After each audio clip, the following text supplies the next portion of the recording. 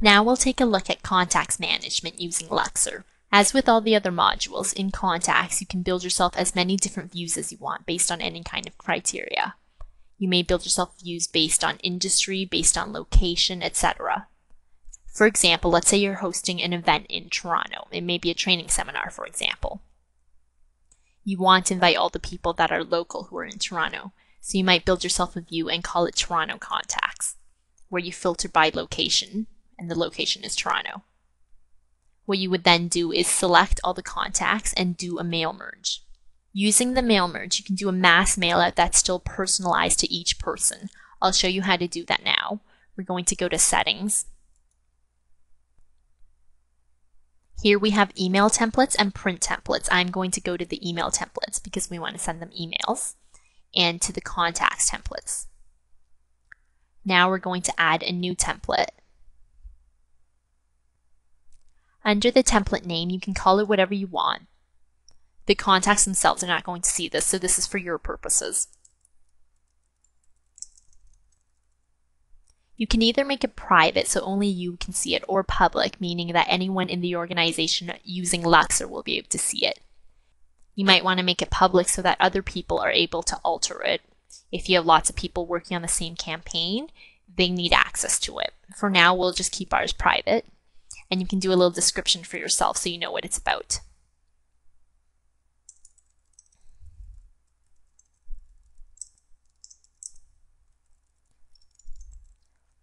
The subject line is what the contacts are actually going to see. This will be the subject line in the email that they receive.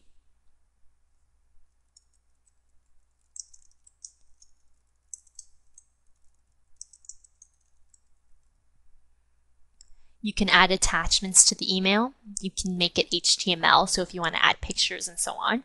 Where you would really personalize it is this insert field button. What this does is pre-populates the email with the field that you've selected. For example, if I want to write hi and the name of the contact, I would click the insert field button and select that field. Contact, first name.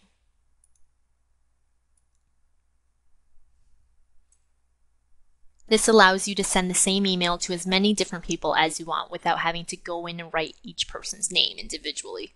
You can also insert different fields such as city. So if you're hosting this event not just in Toronto, but let's say you had it in Vancouver as well, if you built yourself another view called Vancouver Contacts, when you did the mail merge, the city would be pre-populated with the city Vancouver. So let's just write whatever we want. Maybe insert another field. We'll insert the city.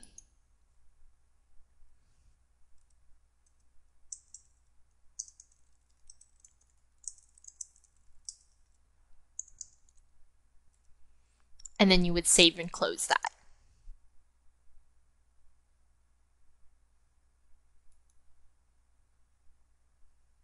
Now when you do the mail merge, Luxor will automatically autofill the correct fields in.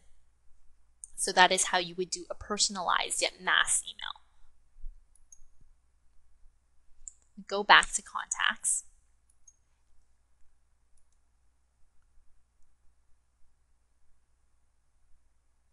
Each record keeps track of all historical activity associated with it. So this really helps for interdepartmental communication because I can see everyone who's had contact with this person.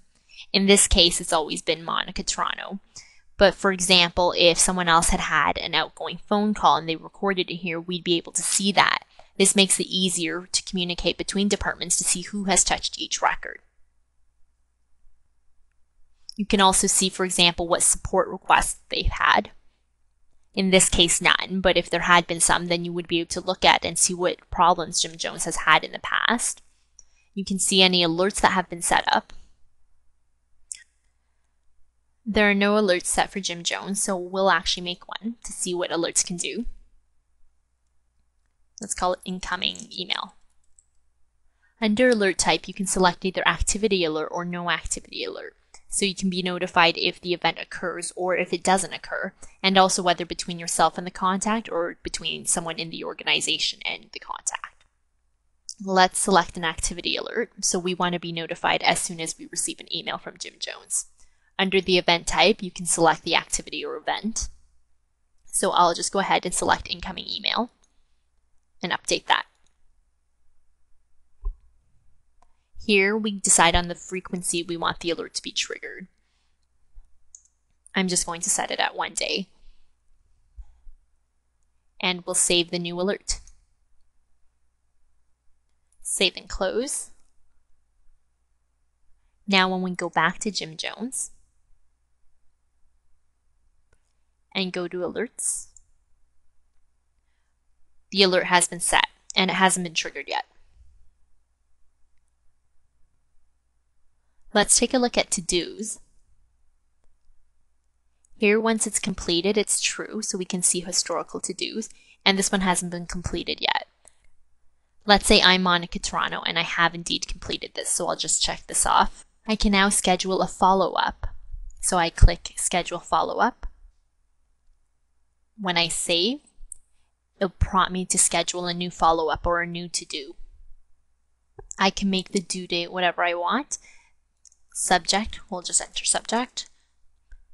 And assign a priority. And I can also assign this to-do to someone else. It doesn't have to be for me. We'll search the employees.